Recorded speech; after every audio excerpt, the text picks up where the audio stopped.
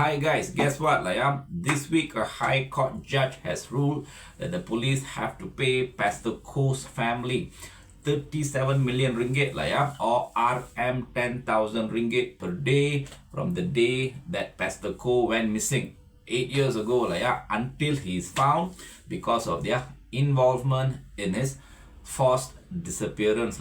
In his verdict, the judge, Justice Su Tiang Ju, basically ruled that the police had, in fact, abducted Pastor Koh under orders. The judge basically said that about the police. According to the judge, the police did it. And this is why Pastor Koh vanished without trace 8 years ago. In the same courtroom, the same judge, Justice Su, also ordered the police to pay 3 million ringgit to the family of Amri Che Mat, who also similarly disappeared in 2016. Again, nobody involved in Amri's disappearance has been held accountable, but the police are being forced to pay 3 million to his family anyway. Now, although we can be happy that Pastor Koh's and Amri's family have gotten some sort of closure over the mysterious and disturbing disappearance of their loved one through the verdict, the fact remains that their closure came in the form of monetary compensation instead of holding the perpetrators accountable. And this is basically raising a question as to whether everything in Malaysia can be solved in money. Was Najib right? Is cash king in Malaysia? Now, a few months ago, Rafizi Ramli has already brought up the issue of cash is king phenomenon in Malaysia.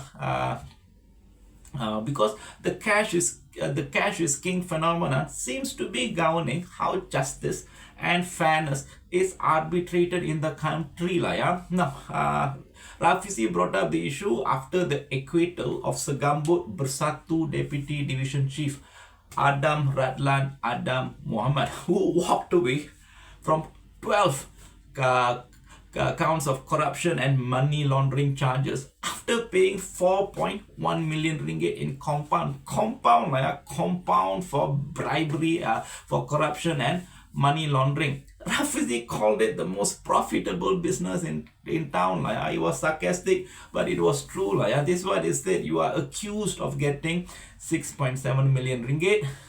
You pay RM 4.1 million ringgit and keep 2.6 million ringgit. That's a 39% profit margin without doing anything. This is what Rafizi said, and he is right. This is the most profitable business in the country. 35% profit margin, most profitable.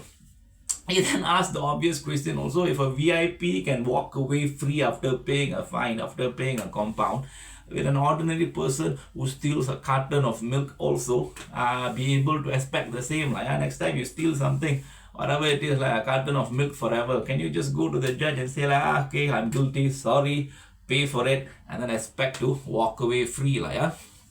The Adam Radlan case, by the way, is not the only cash is king phenomenon we are witnessing in recent times. After Adam Radlan, former Prime Minister Ismail Sabri and his aides who were caught, were accused of having, I'm going to pull back the word caught, I'm just going to use the word accused instead. Ismail Sabri and his aides were accused of having 170 million ringgit in cash that they couldn't explain. You got 170 million in cash in your possession, you can't explain it.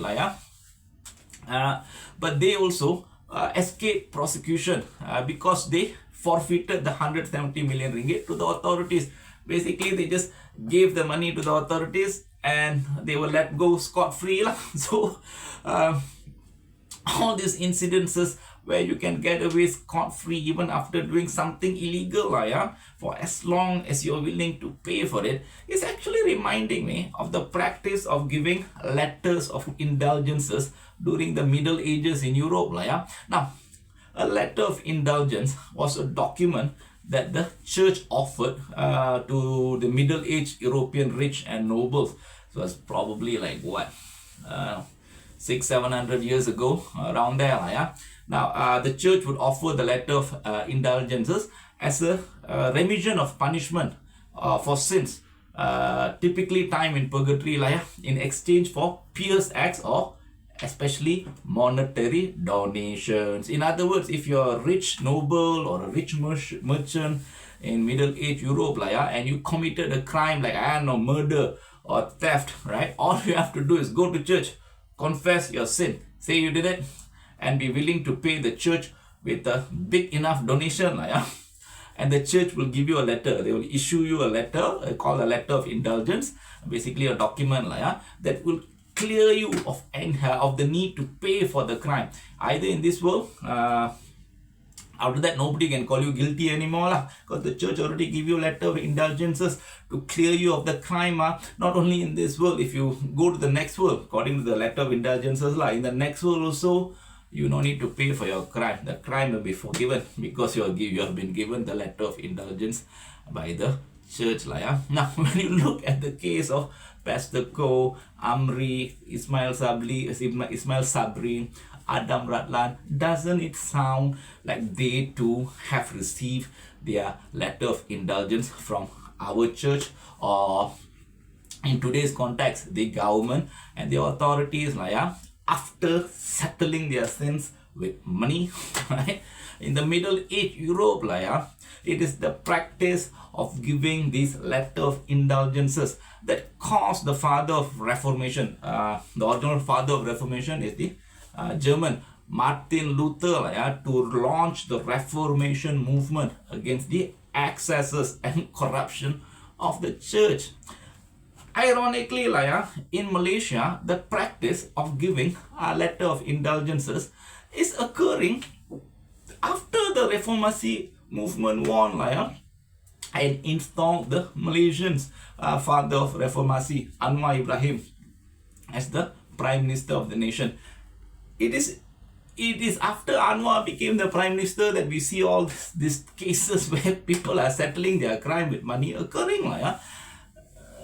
I don't think it occurred before him, or at least it didn't occur in such rapid succession. But it is in this past few months, in this year especially, I think we can already count a few cases already. Adam Ratlan case, Ismail Sabri case, now Pastor Koh and Amri case, where crimes are being settled with money, and all this occurred under the watch of the reformasi government, the Madani government. I suppose in the end, Najib was right. Cash might indeed be king in Malaysia. As long as you can pay for it, it does seem like you can get away with anything in Malaysia, doesn't it? Anyway, that is all that I have for you in this episode here, guys. As always, take care, have a good day. See you again in the next episode. Bye-bye.